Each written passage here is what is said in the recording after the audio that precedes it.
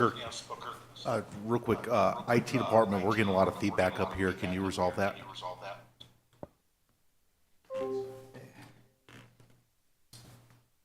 I pledge allegiance to the flag of the United States of America and to the republic for which it stands, one nation, under God, indivisible, with liberty and justice for all. I think he needs to fix that before we continue.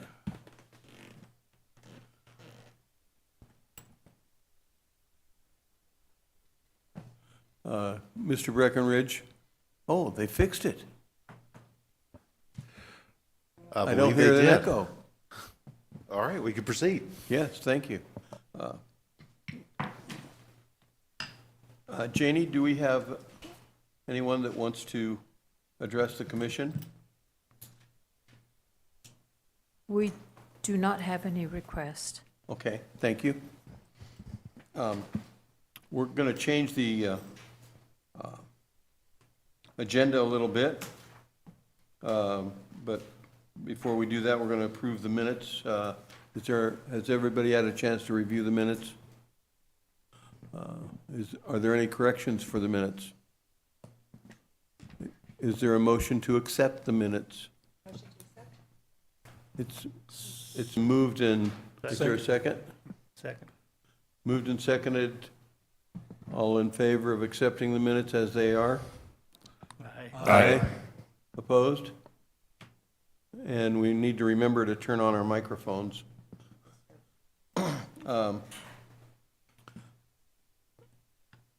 Tina, you're first up.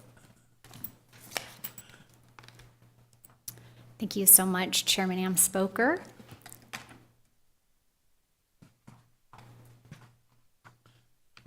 So it isn't often that I get to interact with all of the commissions, but anytime that any of the commissioners ask for anything on budget, I always take it an opportunity to be able to talk a little bit about it, and it gives me an opportunity to visit and again interact with all of you.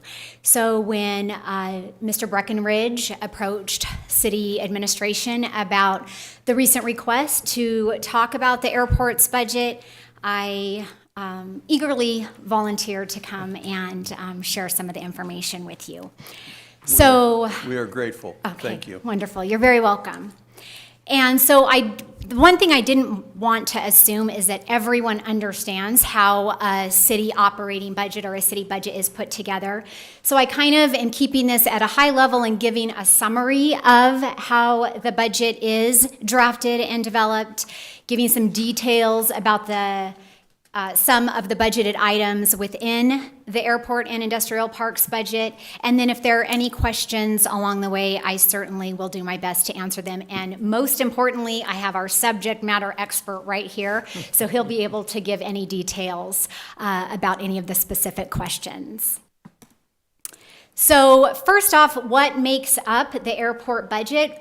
Well, from a city perspective, we look at it from a few different categories. We'll look at all of our personnel.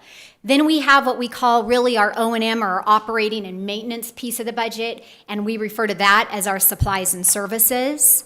And then we have our internal services, and our internal services are the departments within the city that provide service to every single department. So for instance, information technology, we all have computers and phones, and we utilize them for support. So every department kind of buys into their budget. Fleet services, building maintenance, those are a few of the internal services that are budgeted in all of the divisions that utilize those different support divisions. And then debt service. Some divisions have this, some don't, but for the airport, they do, because we do have a very small amount of debt, and we'll cover that when we get to that slide. And then, of course, capital. There is operating capital, so pieces of equipment needed to perform operations and manage them, and then we have very large capital projects. I think Taxiway Bravo is one of those, right? So we have capital in the budget as well. What funds all of this? Well, certainly all of our user fees from our industrial park and mostly our airport users. And we utilize a lot of grant monies for our capital projects. So let's look quickly at personnel. So the personnel portion of the airport's budget is just under $600,000. It covers a total of 7 employees. I have those listed on the slide for you. And the things that it covers are salaries, any overtime. There's insurance that some of the employees opt into, state retirement, which is required, Social Security and the Medicare taxes, and then workers' compensation. Those are what are included in all of the personnel piece of the budget. And I guess let me just, before I dive into supplies and services and go any further, when we develop the budget, we develop it months and months in advance of the actual fiscal year. And while we do our very best to try to figure out what's going to pop up during the next fiscal year, sometimes those things come to fruition, sometimes they don't. But we have that budget capacity to be able to shift things here and there as we need to throughout the year. So sometimes we'll budget for a particular item not knowing if it's going to happen, but we want to make sure that we have the monies in the budget in the event that it does. Doesn't mean it's going to get spent, just means that we're going to make sure to have that capacity there. Because if we don't have the budget capacity there, we can't spend the money. So sometimes it sits there, never gets spent all year long, but if it comes up, then we can spend it. Is it possible to move from, say, one area of supplies and services to another area of supplies and services?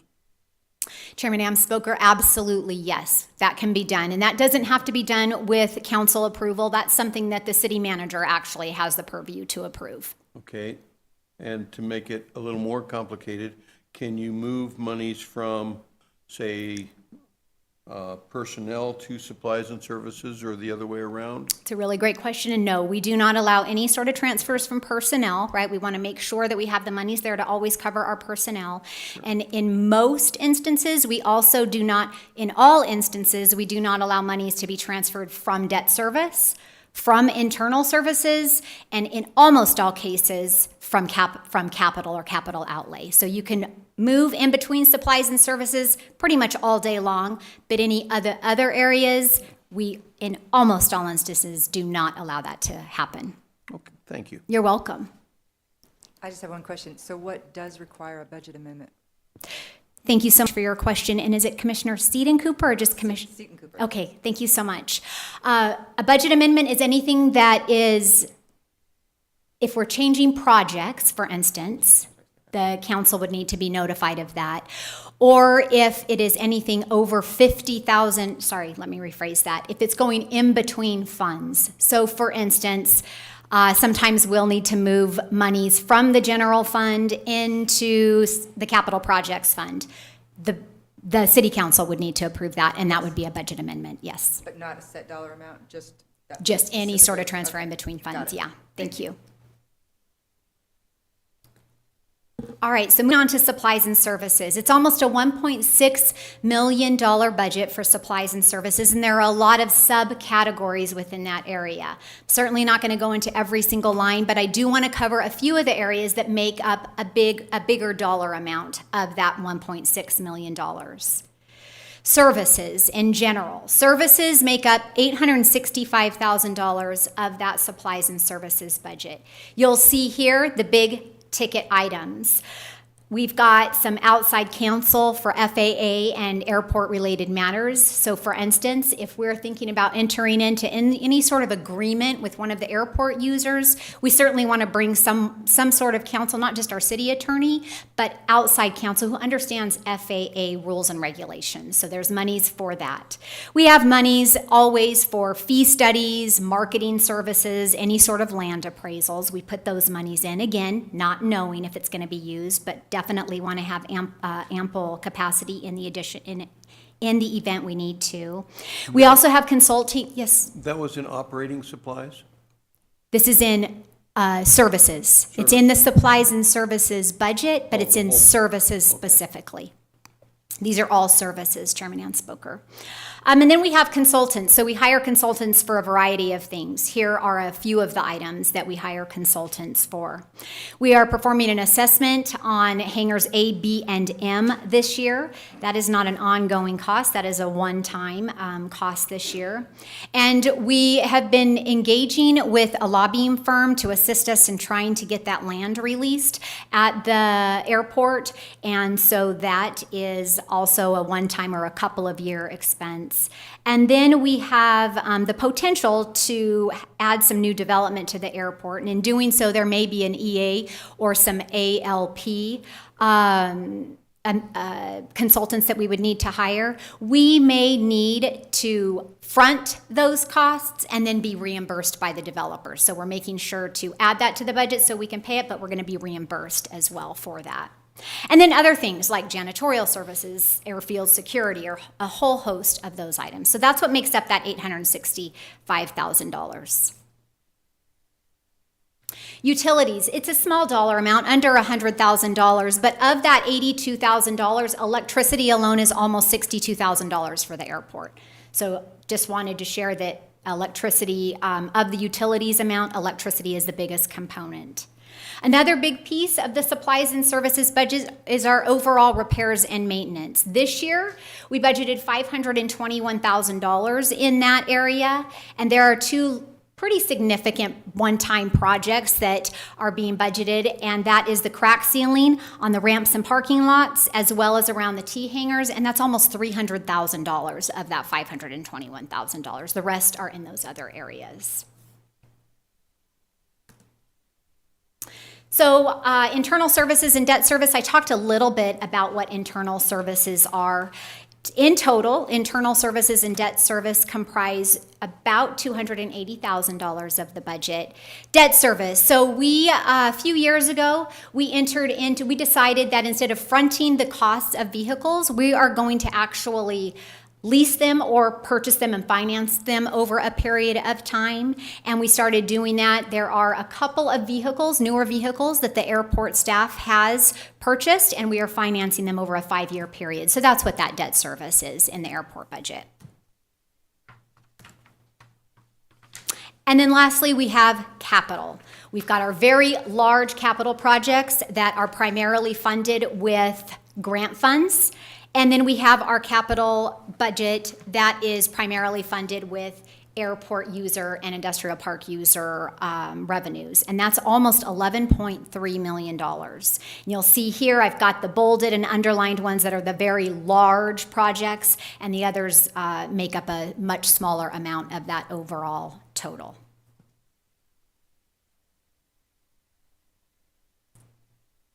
I also want to highlight some of the resources so that we have out there for you and any citizen or public user to be able to view. So certainly we have our budget book, and that's on our finance webpage. But we also have this really great portal that is available to any user. And it drills into any of the airport budget, any budget, but specifically for you, it would be the airport budget. You can drill in and see where all of the monies are budgeted, what we've spent year to date. You can also drill into the actual, what we call a checkbook, and see the vendor payments that we're making, the amounts that we're making to them, specifically for any project, for any budget, for any fund. So there is that ability out there as well. And this is the link to it. It's a really great resource, and it gets updated every single night.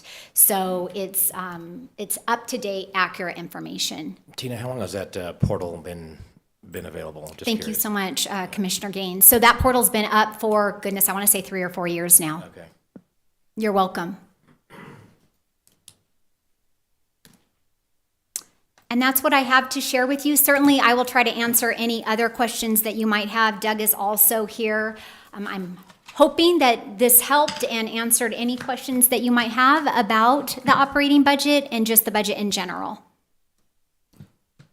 Thank you very much for a great presentation. You're very welcome. Thank you.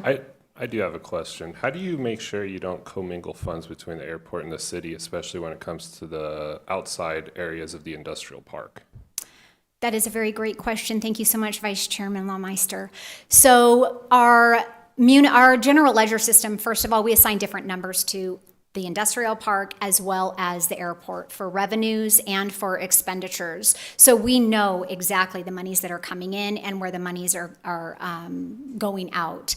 Additionally, we also have a tracking sheet. We love Excel in finance, and so we have tracking sheets for all of that also. Thank you. You're very welcome. I am curious. I know when the city took the airport back from the Kingman Airport Authority, they received revenue from the Kingman Authority had to turn over. I believe that's probably continued to grow. How is that reinvested? Is it drawing interest? And if so, what is it at now? Because I believe last year we were in the black, and I think pretty much every year we've had the airport's been in the black since the city got it back, due to good management. So, do you know how much is in there currently? Chairman Amspilker, I had a feeling you might ask that question, so You let me anticipated just. that question. So I did bring That's those why- details. That's why you're so good at your job. No, I've just been listening to you for a few years, that's all. But I don't recall off the top of my head the dollar amount that we received basically in cash, right, when we took over. But it was, I want to say, well over $1 million. And you are correct, we have always operated in the black. The airport fund is what we call an enterprise fund, so it operates as a business, and we would want it to always be able to sustain its own operations. And it has continued to grow, you are also correct. And at the end of fiscal year 25, it's about $5.7 million. Now, that's not just cash, that's all of our accounts receivable, right? It's anything that is liquid. So it's about $5.7 million. You are also correct that we do invest a significant portion of all of the city's monies into state statute allowed investments. So very safe, right? That's the most important thing with state statute. And currently we are earning just over 4% on our monies, and the airport gets to participate in any of those earnings, and those get distributed into the airport fund every month. Thank you. You're very welcome. Are there any other questions from? I do have another question. Do you guys have a rainy day fund for the airport and industrial park, or separated, or? So thank you so much for your question, Vice Chairman. We have what we call, so the rainy day fund is, we don't like to call anything a rainy day fund. It's just the fund balance in our cash reserves of $5.7 million. We do put contingency, though, into the budget every single year in the event something does come up catastrophic that we need to cover. And we have over $6 million sitting in reserves in the Airport Capital Projects Fund. Do you guys have? Oh, sorry, and I just want to iterate on something else. Depending on certain activities that occur at the airport, let's say a lightning strike hits the runway and permanently knocks it out, we have the ability to also go up to ADOT and ask for additional funds to get the runway back up and running, where we don't have to go through the full-blown bidding process. It's relatively fast to get the airport back up and moving again. And I do have one last question, I think. Do you guys have like any percentage or amount that you guys like to have in there for those events, just to have like a minimum? So I would say that in the general fund, we have a specific policy for the general fund. For our enterprise funds, we like to stay at about 100, and anywhere from 45 days to 180 days of that, but we are well over that 180 days. So any of the excess that we have, we try to reinvest into our big capital projects, so our matches for the grant funds, or any of the other projects that might come up. That's where we try to use those monies. Otherwise, they sit in reserves until something else is, another project comes up. And is that for the whole city or just for the? That is for all of the enterprise funds, but the airport fund is very healthy, and so it is one of the very few enterprise funds that exceeds that 45 to 180 days. Thank you. You're welcome. Any other questions? Any other questions? Okay. Thank you. Thank you very much. You put on a very interesting and insightful address for us. Thank you. You're welcome. Thank you so much. And again, I appreciate the opportunity to be up here with you guys today. Okay, let's move on to some action items.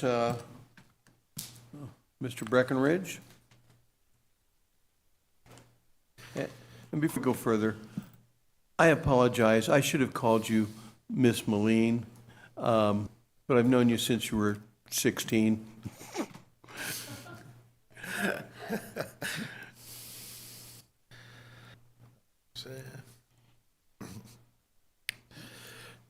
Jerry, I'm Smoker. Commissioners, at our last meeting, it was requested that we bring up a little report on the access roads that actually go into the airport that our vehicles use, trucks use, companies use, and pilots use to access the airfield. I believe this is at the request of Commissioner Gaines. So this is a little report because we are coming up to the budget cycle, and we are going to be, or I've reached out to a company to give us assessments or estimates on paving and redoing these 3 access roads that were identified as tracking in the most foreign object debris or FOD or dirt that could come on the airfield, rocks and debris, and damage an aircraft. Unfortunately, that company was unable to give us those. What I'm basically going to be end up doing is explaining these 3 access gates, who uses them, estimated amount of asphalt, and then give you guys the ability to discuss and determine which priorities that you guys wish to pursue if it comes into us be able to repair all of them or only a few of them at a time. So the 3 gates, 263, Gate 270, and Gate 300. I'm still trying to figure out why those gates are labeled like that. So if any of you guys with history, please let me know. It drives me nuts.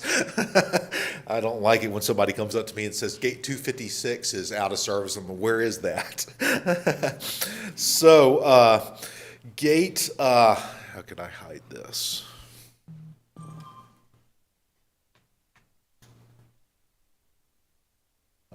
Oh, well.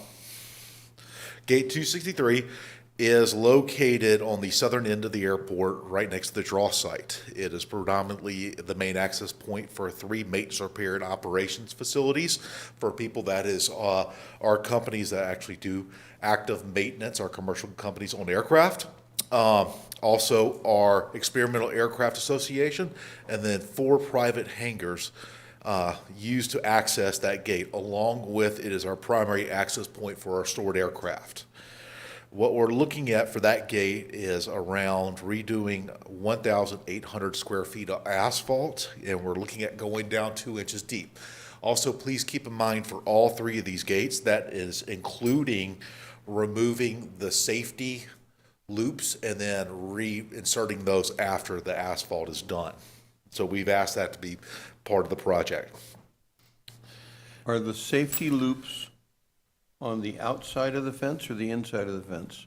Both sides, sir. There's both sides. Both sides, sir. If you pull up to those loops, you'll see the wires almost box. You'll see them even at intersections going across roads.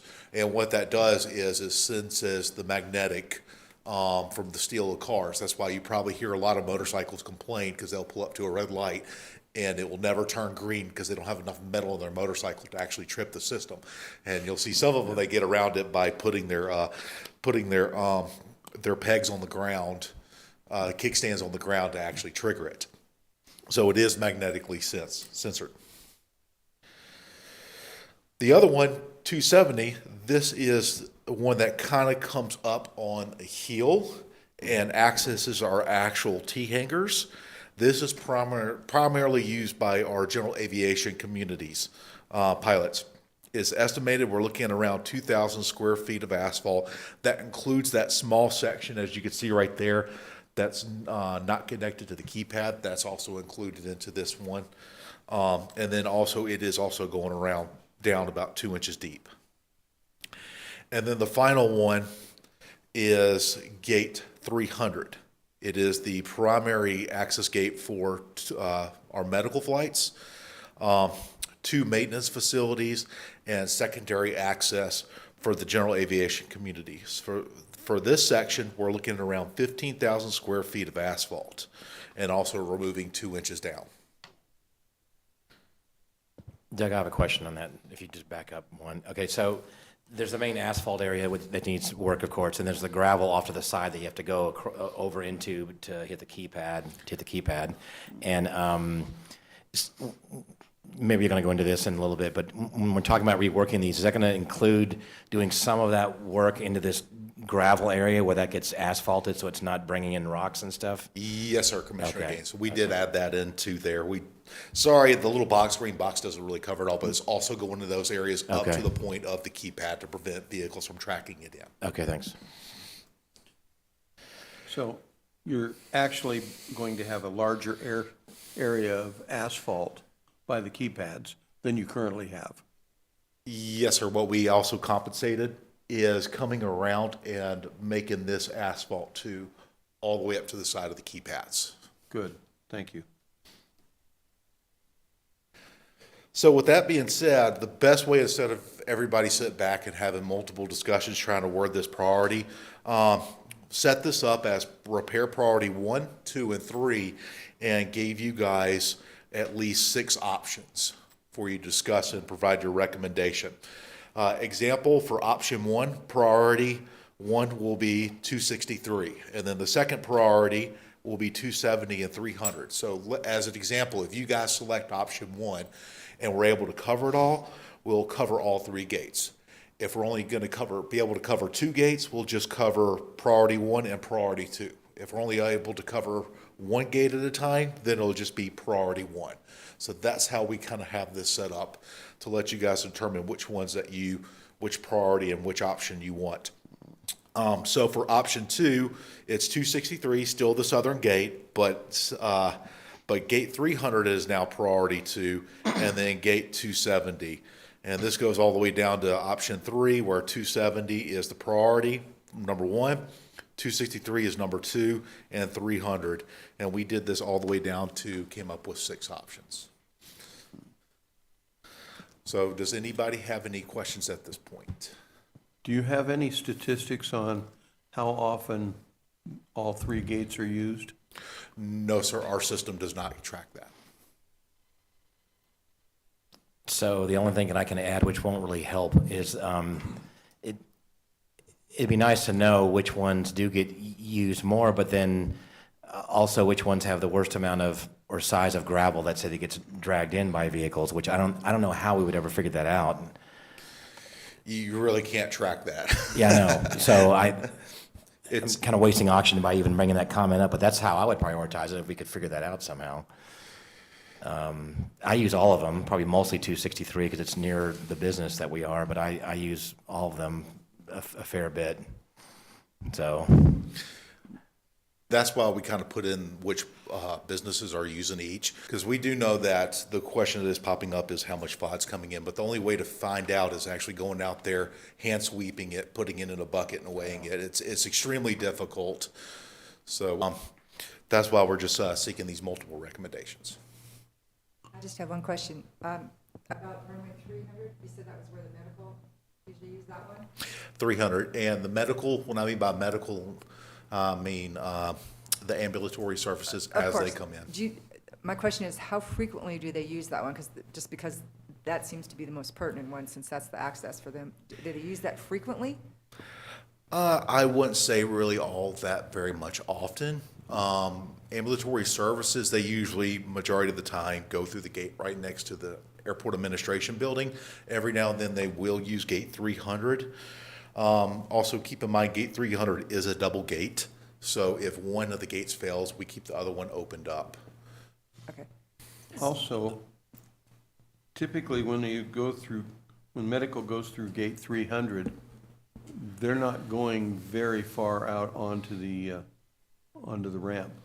The helicopter's pretty close. That is correct, sir. The helicopter's immediately through the gate. Okay, well, that just kind of answered the question. Thanks for that, because that just lets me know that it's not really that pertinent. Do we have an idea, maybe I'm asking repetitive, do we have an idea of what gate we use the most?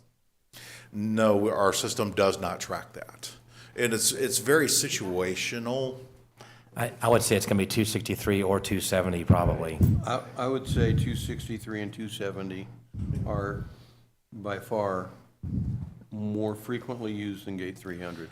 I will say that you are correct on that one, more than likely. I mean, I don't have the numbers. 263, what you do see is a larger amount of 18-wheelers that go through there, semi-trucks that handle those services for those companies on the southern end. That's where a majority of our businesses are actually located. 270 is probably also could be busy depending on the time of year, the temperature, and what's the best time to go flying. But you're going to have much smaller vehicles because it can only handle personally owned vehicles, cars, trucks. It cannot handle 18-wheelers. Other than FOD being dragged in, which it happens, is there other possible safety issues that should be addressed first, like with 263 versus 270, do you think? I'm trying to think of any that, I know that's to me, that's one of the main things, is the rocks being stuck to tread and coming in.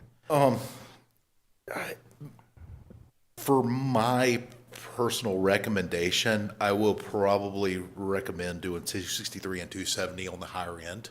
263 mainly because that goes out to your actual business site at the airport. And that's where your jets are, and jets love sucking stuff up. 270 is also high up there because that is your general aviation community, and props do chip and nick. But majority of my guys, and through my observation, those larger vehicles, when they come in, they have a tendency to grab larger chunks of gravel and rock and transverse them, bring them onto the airfield. Okay, guys, help correct me. I'm thinking 263, 270, and then 300. Yeah, it looks like option one. Option Option one. one Is that it? or option three. Say option one. Option one, okay. I'm option one. So we put a motion. Somebody want to make a motion? I'll make a motion for option one to go 263, 270, and then 300. I'll second. Any further discussion? We have a motion on the table to select option one. All in favor signify by saying aye. Aye. Opposed? It's unanimous. So Doug, now we're going to look at these and try to get some numbers and see what it would take to do this? Is that what the next step is? Yes, sir. Yes, sir. Already reached out to a company to obtain estimates for all three of those gates, including the pavement, as lovely Deputy City Manager Tima Lean said today, to get estimates for crack sealing on the ramp, and then also doing some pavement work around the T-hangers. So, Okay. correct me if I'm wrong, this could be done this year then? Not this. No. Not this. I'm Next. just getting this, yeah, so I can This would put be that in into the the budget capital for budget. next year. Yes, sir. Yes, sir. Yeah. So, thank you. Okay. Next action item, tree removal and replacement. Want to talk to us about this?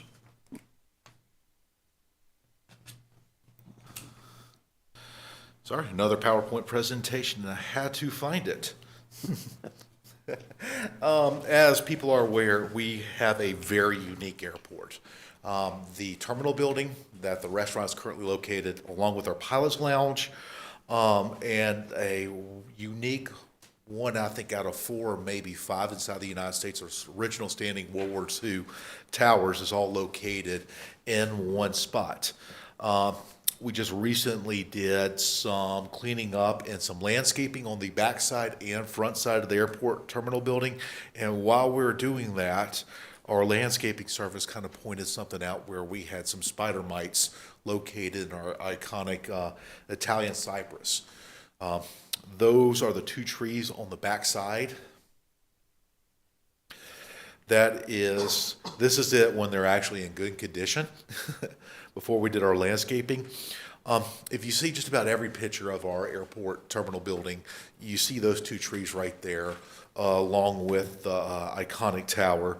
Unfortunately, that's what one looks like right now. And we have started noticing that there's also spider mite damage in the other tree. So what are we looking at doing? We're gonna have to remove both those trees. The other one's probably already infested from what we've seen. It's very hard to reverse that damage. And if we cut down one, it just looks a little bit off keeping both. So what we're keeping in mind and discussion and recommendation from the commission is, what would you like to replace in that area, or your recommendation for it? Would you like to continue with Italian cypress? Do you want to look at doing something different? What the staff is looking at, something that is drought resistant, because last thing we want to do is have something that sucks up water when the city's pushing for being a little bit more adaptive or saving our water supply. A small root system. If we have anything that's too big, it's going to start upheaving the walkways and may disrupt the foundation of the building. We're also looking for something with a small canopy. We want to avoid the canopy going over due to the fact they're so close to the airport terminal building and damaging the roof, and also being a haven for small birds. And then non-fruit bearing plants. One of our, how can I say, obligations to the FAA is keeping the wildlife habitat to a minimum. So having an apricot tree may not be a good idea. I would say probably your best bet is something local to the area, some kind of cacti or something. I think the Italian cypress are probably the best way to go. They're evergreens. They've obviously lived since World War II out here, and they don't shed. Would this be a two-stage thing, or would you have to remove these, and then the plan would be to install whatever's next at that moment, or get these yanked out, and then we can decide later which should go in? Yes, sir. I'm actually going to be meeting with our landscapers. We've used Kingman Landscaping for our past two projects. Meeting with them on Wednesday to discuss this recommendation to see if they're able to fulfill that recommendation. I will say this for the Italian cypress. Back, I want to say in 2016, there was a study done by ADOT, and one of the recommendations was removing those two Italian cypress because they do become bird havens. On the other hand, I'm not, how can we say, up in arms about it, because we do have a lot of stored aircraft out there, and stored aircraft turns into a nice, how could I say, affordable living for pigeons. I have two cypress at my home, and they are definitely bird condominiums. Definitely.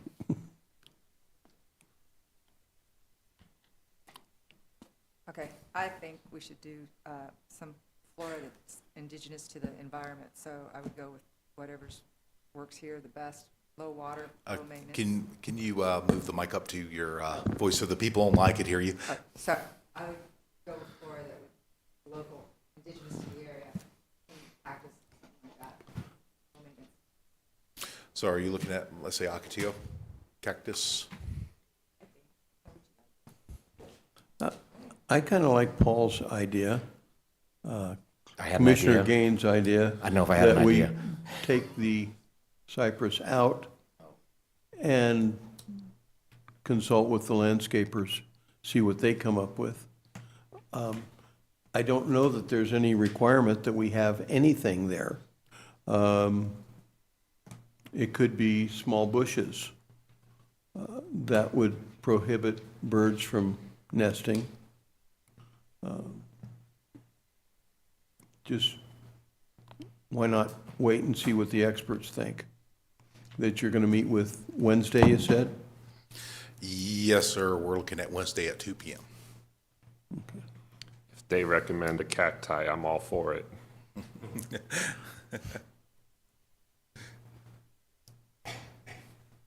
I don't care one way or the other, to be honest, so just let you know.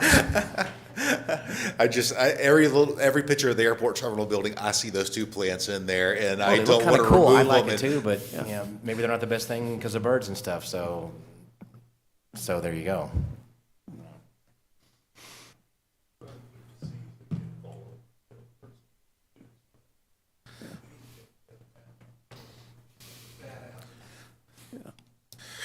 Yeah, I don't want to be the first airport general manager to have a tree fall on at original barracks from the base days.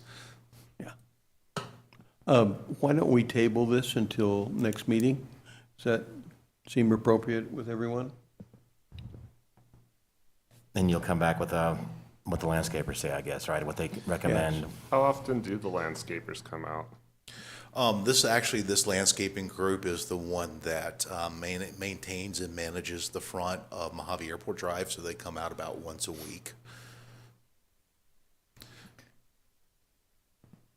By next month, the trees might be gone, there might be new plants in there, right? Well, we'll remove the trees, but we'll leave it barren. I almost think I would go with whatever they recommend. Is there some way we could do that? Can we just give you that latitude and just decide, and then if they want to move forward and just make it happen, kind of thing? If you wish to say the recommendation, whatever recommendation they have based upon drought tolerance, non-fruit bearing, small canopy, we could do that. That's what I would vote to do. Are you putting in a motion? Yes, I am. That is now a motion to go with whatever is recommended by the landscaping company regarding all these parameters, and then you guys can just move forward with it.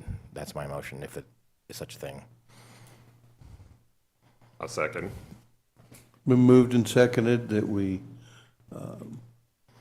go with whatever the landscapers think would be best, as long as their recommendation is within the parameters of what we're looking at right now. All in favor, signify by saying aye. Aye. Opposed? Aye. Me?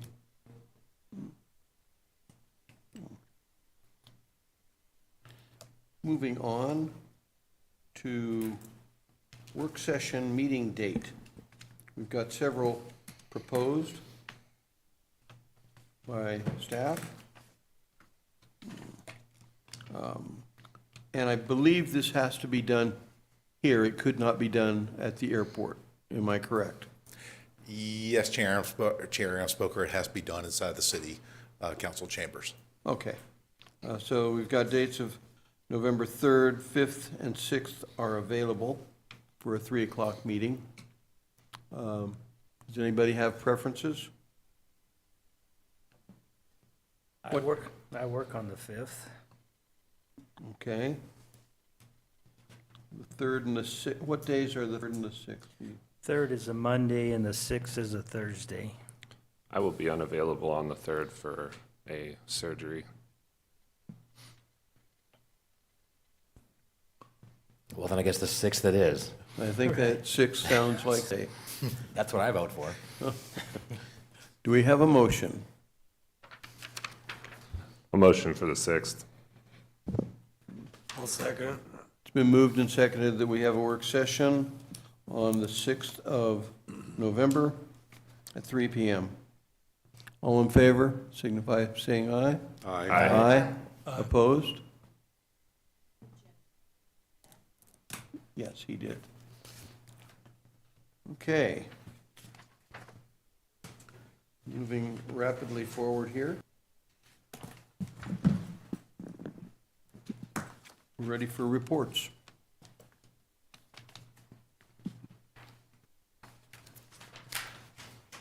Good afternoon, Chair, Vice Chair, and Commissioners. It's good to be here today. Terry Curtis, Economic Development. So we have a couple different things that we've talked about in the past that I just kind of want to give you a little bit of an update on. The first one that I want to talk to you about is the Route 66 Northern Arizona Council of Governments, the Brownfield Grant, and the Phase 1 EA on the former landfill site that covers both the airfield side and the industrial park side. They are still working on pulling that information together. Phase 1 actually pulls all the information that they can get their hands on that are records from historical keepers of those records. So they're going back to the military to get some of the information. They're going back to other records that they can find just to get more information from there. They do expect to move on to a phase 2 EA, and that's where they're gonna be talking about what might have been buried there, and where do we go from here? They have been speaking with ADQ to see and kind of get on the same page as if there's a possibility that they can pay for remediation if we go down that road and how far. But we have to get the phase 1 finished. They expect to have that done by the end of the year and then move on to the phase 2. Arizona Commerce Authority Economic Strengths Project Grant for the industrial industrial park roads for Transport and Government Way from Mojave Airport Drive over to Finance. Both of those have been, as you know, we got the grant for that. The RFP has been created. It has been posted. It started being posted for bids, requests for bids on October 13th. It will go through to November 28th is when those bids have to be in by. And then it goes to City Council for approval on January 6th. So we're working towards that to get those 2 roads fixed. This week is Manufacturing Day out at the Industrial Park and Airport. We have a total of 11 businesses that have signed up to participate. 2 of those are aeronautical. We have 9 groups of students that are 12 to 15 students in each group, depending. So we can be circulating anywhere from 108 to 135 students there. They're meeting at the Advanced Manufacturing Training Center, and I do have a list of the businesses that are involved with it, but the industry partners that are helping out with this project is CAMA, Western Arizona Vocational Education, or WAVE, and Arizona at Work, and Mojave College. Any questions about that? Okay. Army Corps of Engineers, they came out and they had a conversation where they were talking about the area across Andy Devine for the clay pigeons and what's going on with that soil contamination there. It does not affect the water, but they are doing a feasibility study on how to go about cleaning up that area. So to do that, they have to hire a company to do the feasibility study that'll give recommendations, and once we know when they're going to be meeting again, we'll let you guys know what's going on and where. Patriot Rail has been talking to us about doing some rail line extensions to serve transloading needs. So that's kind of exciting to increase some of the rail activity out at the industrial park. And that is all I have. If we were to see the rail extension, who would be paying for that? Would they be paying for it? So in all cases with the industrial park, and when we do the rail extension, it's on city property, but Patriot Rail does pay for the materials and labor, and then they usually have a client or 2 that's interested in those properties that they make an agreement with to recoup some of the cost of having the rail put in for them. Thank you. Mm-hmm. I don't know about any other of the commissioners, but would it be possible for us to set up times to maybe tour some of the, because I know the airport. I don't know nearly as much about the industrial park. I don't know if anybody else on the commission is interested. Would that be something that you could arrange? Yes, Chair Amspoker, I can do that at any time that is convenient for you guys and for the companies that you want to see. But I would love to suggest that you, if you're interested, I think the first place you should start is at the Advanced Manufacturing Training Center. That facility is beautiful and it's brand new, and With the they are college. happy to do tours. Yeah, I did that. Okay. It was amazing. Yep. And do you have just reach out to me with whatever companies that you are interested in doing, and I will try to make arrangements for that. Okay. Okay. Thank you. Anybody else? Thank you very much.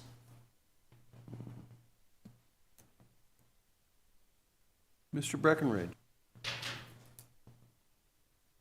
And you thought you were getting rid of me. Unfortunately not.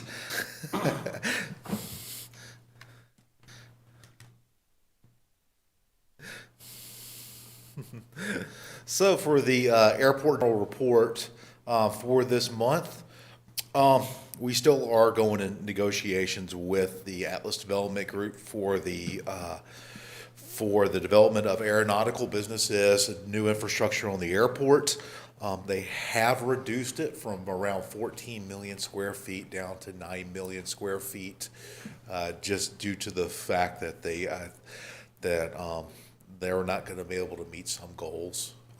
And they were not too sure what they're going to be building right off the bat to fulfill those needs, so they are reducing it. And there was an executive session, which I can't go into that one, with City Council, but City Council has told us just to keep pursuing. For other projects, Taxiway Bravo.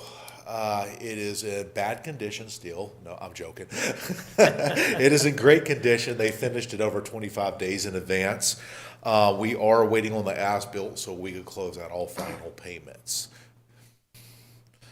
Taxiway D rehab, we are still at the 75% design review. We found some problems with the design review with electrical layout that we're going to have to make some adjustments. On the other side, we did speak with the FAA. Unfortunately, this fiscal year, the FAA will not have the funds to start working on Taxiway Delta and its connectors. And just for your knowledge, what ends up happening is right now, we're getting around $1.3 million in grant funds, and it's stacking up with FAA from this year and the next year and the following year. And this project's going to cost around a little bit over $5 million. So once they stack it up to a certain amount, then they're going to issue a grant. Then they're going to stack it up another certain amount, and then they're going to issue a secondary grant. So that's why we're looking at phasing this project into two sections.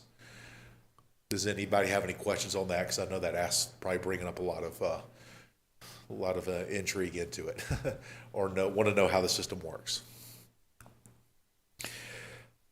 Okay, PAPI replacement project. We reviewed the bid documents. The final bid documents and recommendations and changes from staff have been made. As soon as we get those, the final contract with our recommended changes, we're going to publish that out for bid for 30 days and get that moving for replacing all the PAPIs on the airport. There will be one of the PAPIs that we'll have to move the precision or the power control unit box outside of the safety area and outside of the object-free area. So if you do see some trenching instead of just replacing the boxes or the lights at the top, that is what that's relating to. Are we still going with 2 lights on 17 and 3.5? Yes, sir. It's just replacing the original system, setup. Windcomb project, our contractors, and this actually goes into the navigational light aid and design, our contractor, CNS Engineering, is we received the federal grants. Once we receive the federal grants, then we could go after the Arizona Department of Transportation shares. So their grant manager, our engineer grant manager, is actually writing those 2 grants right now, which we're going to submit to ADOT. And as soon as we get both those grants in, then we're going to execute the contract, one for the Windcomb project, and then one with moving forward with redesigning our airfield lighting system. Sweeper, the airport, we kind of asked for a specific type of sweeper. We do realize we have a whole different environment from the remainder of the city. So we did make a little bit odd request. On the other hand, I got to give our fleet manager a little bit of a salute to this. He's saying, well, he's looking at this sweeper and he's seeing the deal that we have in there. He's trying to verify if this is suitable for the city streets. It does have some vacuums and some other items in there, and water suppression systems, and a few other things that our staff request to get in the cracks that he's verifying with the other street department, see if they want to pursue that same route or not. As soon as he has that information, then he's gonna move forward with ordering a brand new sweeper, which is something we sorely need, I'll be honest with you. Hangar A RFP, we're in negotiations with Hangar A RFP. As we're going through this building, we're actually taking a look and we're finding some smaller issues. And so we're gonna be working with the contractor or the developer who wishes to lease this and get some of those issues resolved. On the other hand, for Hangar A, I don't have it in here, Hangar B and Hangar M, we did hire CNS Engineering and Architects to do a full-blown assessment of all three of our World War II hangars. They're looking at starting that in the middle of November, and they're going to assessing everything from the roof to the ceiling to electrical to the fire suppression system, and then coming up with a list of recommendations of repairing in order and estimated cost.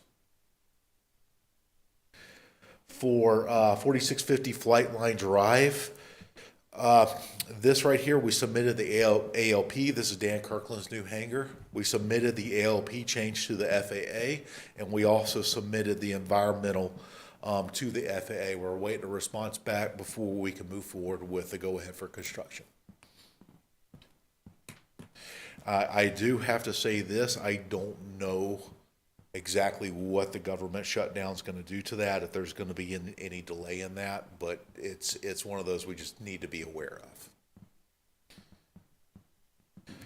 of. For the actual FAA coordination for the land release, we're finishing up on a draft land release submittal letter, and that goes into the FAA actually describing how much land we wish to release, the reason why, and that goes to them for their review. Once they review it and they approve it, we could go back and then we could just double check, make sure we have the property description nailed down, which we did. We did submit that to them, and a few other items, and then we could start moving forward with actually releasing the land. So that's going to be positive. We're still looking at that being done early spring. That's the goal at this present time. For the hangar occupancy, out of our executive hangars, all 5 are occupied. We have 6 on the wait list. For our B and C hangars, we only have 1 that's not occupied, 6 on the wait list, and once again, the 6 on the wait list do not have aircraft or are in the process of purchasing aircraft or aren't able to move right now at this time. For D hangars, we have, at the time, we have 3 not occupied, 1 on the wait list, and I believe my assistant was reaching out to that individual at the time. Cover tie downs, all 10 are occupied, and we currently have 0 on the wait list. For the expenses, the airport so far as of August 2025, I know that we usually get a little bit better up to date, but due to now we have to get our information out and reviewed in a week in advance. So you're probably going to start seeing some of these numbers be a month or 2 behind now instead of being as relatively accurate and up to date. But we're looking at $238,920 of revenue so far, with $16,100 from our revenue from the airport, with $16,000 from the industrial park, for a total of $255,000. For expenses, airport, we're already looking at $283,698, in industrial park, $4,600, for a total expenses of $288,298. Please keep in mind, for that airport expense, at least $100,000 of that is coming out of the hangar assessments. That was a $102,000 project. So it looks like we're in the red, but you anticipate that that's going to change. It's going to change. We're moving forward on some larger projects very fast, and if as soon as we get the estimates back, we're probably going to go out for working around the T hangars, and that's going to bring in use another $200,000 out of our budget. For fuel cells, we're just seeing an overall slowdown in the industry. This is coming across the board, mainly with the industrial side, with the general aviation side. We're now down to, compared to last year, where we had over 38,000 gallons sold, we're only down to 17,000 gallons sold. And we took a look at fiscal year 2023. Around this time, we were selling around 17,000 gallons of fuel. So it looks like it's kind of leveling out a little bit.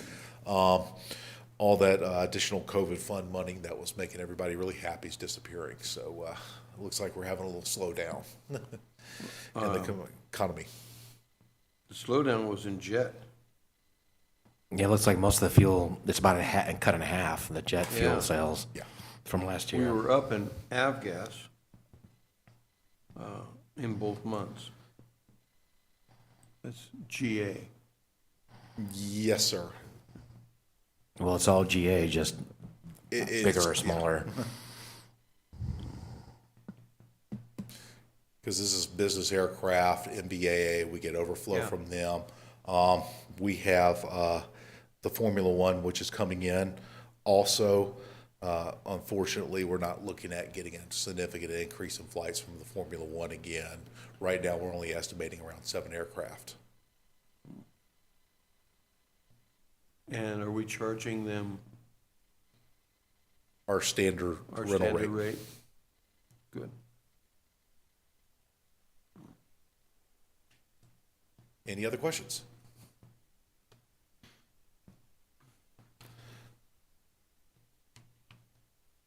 Thank you. Thank you. Thank you. Thanks. Moving on to announcements by commissioners. What about this? Oh, I think you forgot our I'm sorry. presentation. Aviation. Excuse me. D, we've got the presentation from the Aviation Heritage Center. And at that point, we'll turn it over to the two of you. I'll be joining Tim down there, but just want to say too that since we know a lot of each other here and gave the same presentation to the council before, but this should be a little bit more casual presentation, shall we say, than it was with the city council, we hope. Okay. And if you want to share for the video, you just click on this, and there's your video down there, and you just hit play. Excellent. That'll work. She's already started it, I think. Okay. Good afternoon, commission members. I want to thank you for having this opportunity to share a vision with you. It's an ambitious vision, one that we can take pride, get education from, and economic value for the city of Kingman. As many of you may know, we presented to the city council a couple of weeks ago on our project. And we also took part in the recent Route 66 Festival at Lewis Kingman Park and saw some of you there. My name's Tim Gerlach. I'm president of the Aviation Heritage Center of Kingman. With me today is our vice president, Paul Gaines, who I believe you know. Together we bring decades of aviation and business experience, and we are united by a lifelong passion for aviation and for Kingman's rich history.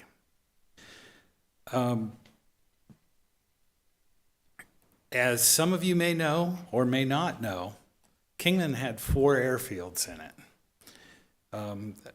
First, there was Wallapai, sometimes known as Kingman Field, which was near Stockton Hill and the cemetery. Then there was Berry Field, which was located near the railroad tracks and the current airport. Then there was Port Kingman, where the Transcontinental Air Service set up operations, and that's pretty well known because the existing terminal building, it's still there. It's being used by Brown Drilling, and it's located on Bank Street, and you can see it today. And then, of course, there's our World War II Kingman Army Airfield, where over 36,000 service members trained to become flexible gunners, as well as other parts of the service.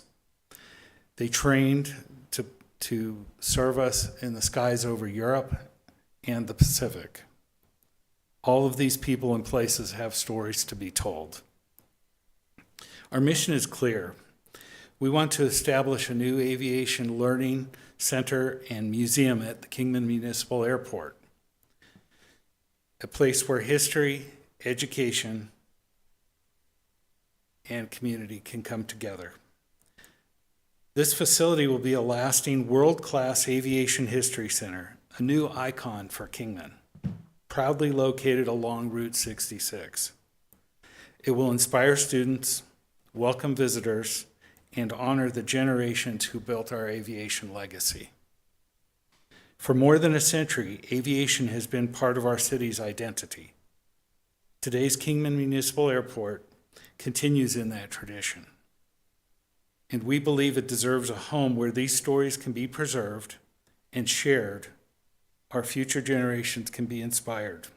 Our vision is not just to create a museum, but a community hub, inviting to locals, inspiring to students, and attractive to visitors from across the country and around the world. And with that, I will turn it over to Paul Gaines. So there was good afternoon, commissioners. There was a museum that was there for, I don't know how long, to be honest, but when they shut down, Tim and I were aware of it. We knew some of the people that were there, and it was just kind of gone. And then about the same time, we had about the same idea to have a proper place done. We thought it really just wasn't executed well enough and didn't show enough, and it wasn't organized well enough. So we met together and thought that we need a new place, to have a new vision. And then along came a acquaintance of mine who was a customer who's now a friend of ours, named Tom Valentine. And he's kind of a well-known aviation historian in his own right, and a very well-known Hollywood art director who is up for different awards and things over the years. And I talked to him at one dinner. He had one of his aircraft I was working on, and we went out to eat, and he learned about what we wanted to do, and he really wanted to help, and he really did help. And what you're going to see in this video coming up is some of what we've all been working on for the last several years, and he really did step up and make a difference. And so what we hope to have here, it was rather ambitious, as Tim pointed out, but what represented to the Kingman City Council was the end of our sort of initial design process in the next chapter of fundraising and awareness. And this is what we're doing here as well. I'm going to be speaking to the Economic Development Commission in a couple weeks as well, coming up too. So if we're ready, if IT can hear me, we can go ahead and start the video. And hopefully there's a little bit of background music too. If it's not there, don't worry about it. We'll just talk about it. So.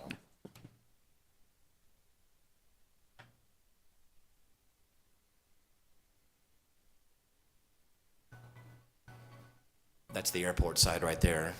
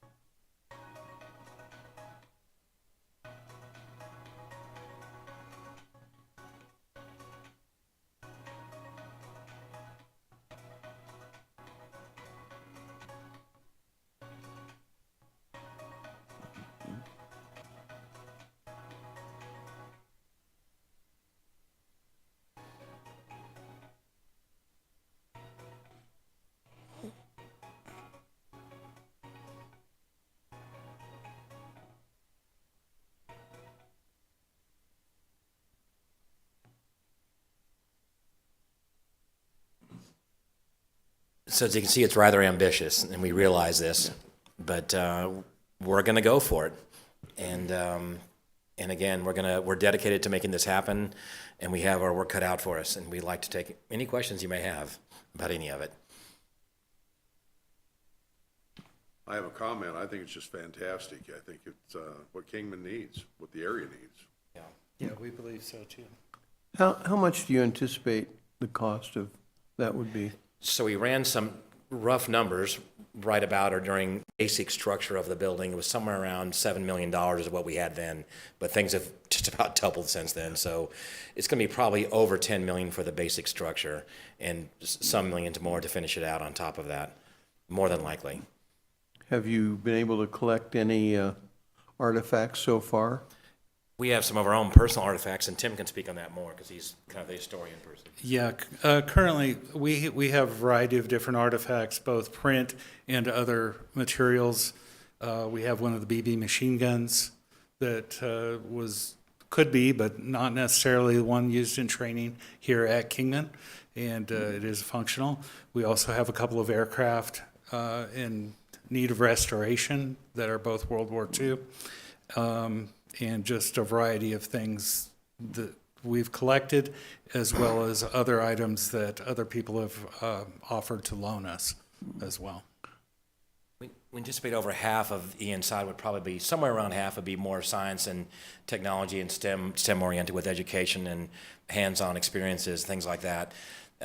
We have learned fairly quickly over the years that it's easier to get funding that way too if there's more science and learning and education involved, as opposed to just having really neat old airplanes that we all think are neat and cool. But that's where some of the money paths are going to present themselves. Have you been able to contact any manufacturers of aviation aircraft?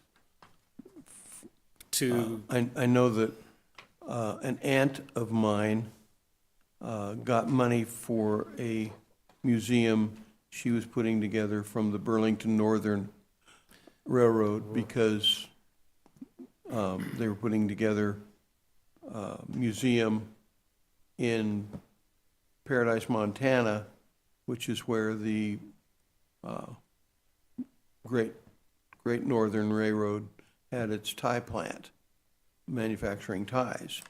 And BNN coughed up several $1,000s, I think $30,000 just to Yes, help so out.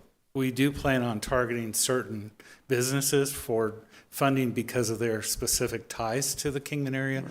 Boeing, for one, we're going to be approaching the Browning gun makers. Mm-hmm. We want to approach them with a chance to have them help tell the story and hopefully also put some funds towards it. There's also a number of other private foundations that we are planning on approaching about getting funding from as well, because federal and state grants generally do not put money towards construction. So while we have our eyes on them, they're not really part of our primary funding sources. Well, we hope that, just to add to the Boeing situation, because we know they're having their issues right now, but being Flying Fortress and the training that was going on here, we hope that they step up. And then having the interchange being named Flying Fortress, that's a huge opportunity, we hope, for them to kind of make their name known, that they were really heavily involved in, of course, this bomber that was so iconic in World War II. Yeah. They also put together the B-29, I believe. So,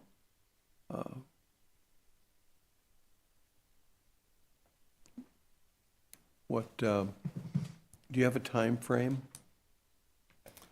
right now we're focused on our fundraising portion, and we expect to be kind of in that mode for the next 1 to 2 years at least on that.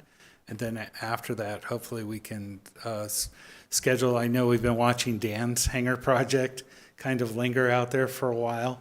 Yeah. And we've been talking about that with regards to our project, wondering how long can we say, hey, we're ready to go, and find out how long it's going to take to get everything cleared with all the authorities to actually start building. We're not quite sure on that yet, but hopefully within the next few years we can So have this going. this would just be as you drive down Mojave Airport Drive, the tower is just slightly off to the right, and the museum would be to the right of the tower. Yes, actually, on the current airport plan, we lobbied years ago to get the 1.78 acre parcel of land marked as a future aviation museum, and that's currently on the plan. It's my understanding, so it's marked on the map. So it's part of the general plan. Yes, Good. sir. We're also having we're doing some social media and social networking as well, but we're going to have we have a YouTube channel currently that's not active at the moment, and this video will be the first post that we make.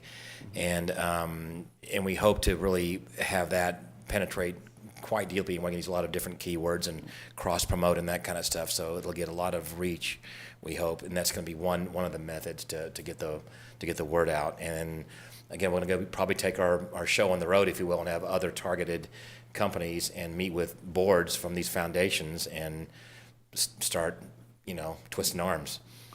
Have you considered contacting AOPA, EAA, some of the various organizations that are supportive of aviation? I think, all the ideas are coming. We've had these for a long time. We wanted to get this part done and really to present, and then so now we're going to really reach out and branch out and discuss the various opportunities like this and who we should target.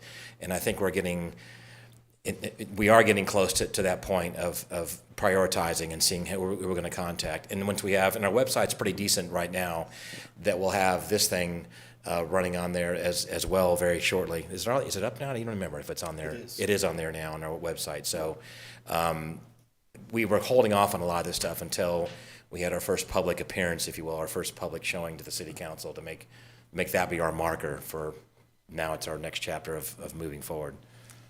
Also, yes, of course, you along with us hosted the EAA B-17 tour visit, which the B-17 is not flying at the moment. I did get to see it last year at Oshkosh, but we're keeping an eye on that situation. And also, we've worked with the Commemorative Air Force, bringing their B-17 up from Mesa. And I'm also reaching out to them now to see if we can get the B-17 back, hopefully, to work with the opening of Flying Fortress Parkway in the future, hopefully next year. So, Anybody else have any questions?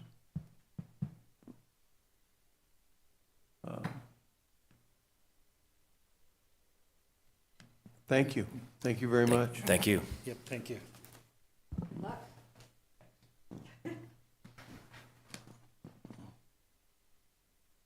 Okay, now we'll try requests for future reports.